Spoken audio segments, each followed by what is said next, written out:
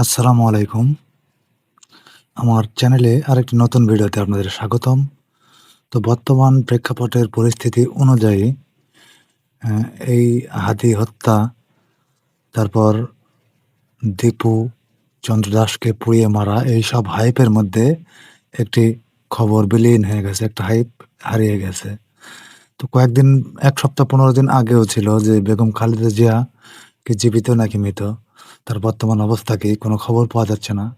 তো এইজন্য আমরা চলুন নিজেরাই দেখে নিই বেগম খালেদা জিয়ার বর্তমান অবস্থাটা কী? তো এজন্য আমরা কোনো বাংলাদেশী মিডিয়া নেব না। তো যেহেতু বাংলাদেশী মিডিয়া তোষামোদি করে, এজন্য আমরা ইন্ডিয়ান একটা পেপার পড়ব।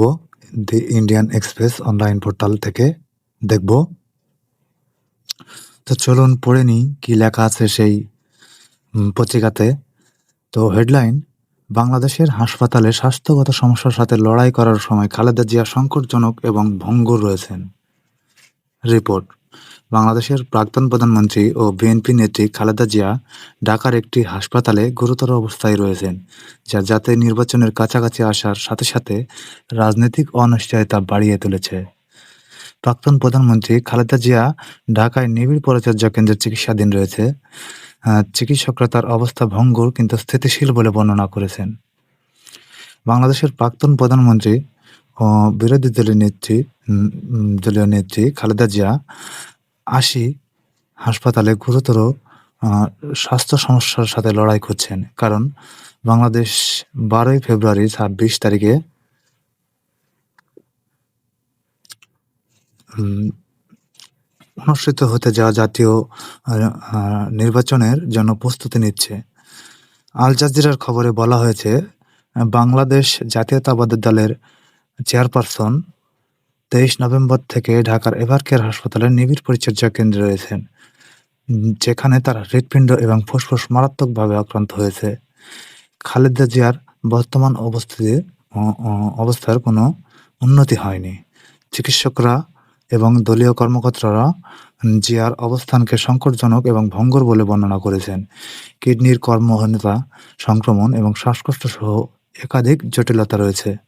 তার ফুসফুস এবং অন্যান্য গুরুত্বপূর্ণ অঙ্গগুলিকে বিশ্রাম দেওয়ার জন্য ডাক্তাররা তাকে ঐচ্ছিক ভেন্টিলেটর সাপোর্টে রেখেছেন। মানে তার ইচ্ছা অনুযায়ী ভেন্টিলেটরে রেখেছেন। কিডনির ব্যর্থতার জন্য নিয়মিত ডায়ালিসিসের প্রয়োজন হয়েছে এবং তাকে উন্নত অ্যান্টিবায়োটিক ও অ্যান্টিফাঙ্গাল চিকিৎসা দেওয়া হয়েছে। তো আপনারা শুনলেন। তাছাড়াও বেগম জিয়ার ব্যক্তিগত চিকিৎসক ডাক্তার এজেড জাহিদ হোসেন বলেছেন যে চিকিৎসার প্রথম দিকের তুলনায় তার স্বাস্থ্য অনেক স্থিতিশীল এবং সম্প্রতি তার একটি ছোটখাটো চিকিৎসা সফলভাবে সম্পন্ন হয়েছে। তিনি বর্তমানে আইসিইউতে সুবিধা সহ করোনারি কেয়ার ইউনিটে সিসিইউ চিকিৎসাধীন আছে। জিয়ার জ্যেষ্ঠ পুত্র তারেক রহমান, যিনি ২০০৮ সালে থেকে লন্ডনে অবস্থান করছেন, বাংলাদেশের জনগণ তার মায়ের আরোগ্যের জন্য আ প্রার্থনা করার আহ্বান জানিয়েছেন। মানে তারেক রহমান তার মায়ের সুস্থতার জন্য দেশবাসীর কাছে দোয়া চেয়েছেন। আপনারা দোয়া করবেন। তারপরে কি লিখেছেন দেখে চলুন। ৩ বার প্রধানমন্ত্রী হিসেবে দায়িত্ব পালন করার পর অ অ জিয়াকে ২০১৮ সালে দুর্নীতি অভিযোগে জেলে পাঠানো হয়েছিল।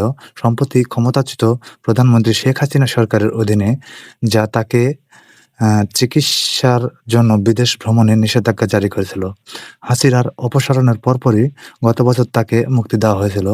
অসুস্থ স্বাস্থ্য সত্ত্বেও জিয়া ২০২৬ সালের ফেব্রুয়ারিতে প্রত্যাশিত নির্বাচন চালানোর প্রতিশ্রুতি দিয়েছিলেন, যেখানে বিএনপিকে ব্যাপকভাবে এগিয়ে দেখা হচ্ছে।